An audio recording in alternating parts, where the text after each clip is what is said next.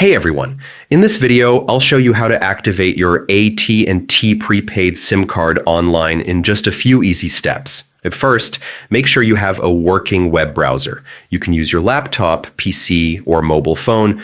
Google Chrome works great. Next, go to @.com/prepaid/activate. Once you're on the activation page, select how many lines you want to activate. For this tutorial, we'll pick one line and click Continue. Now you'll need your device information. Input the ICC ID or SIM number and your device IMEI number. Don't know where to find them? Just click the links on the page. They show pictures to guide you. Finally, enter your service zip code. Click Continue, and that's it. Your AT&T prepaid SIM is now activated and ready to use.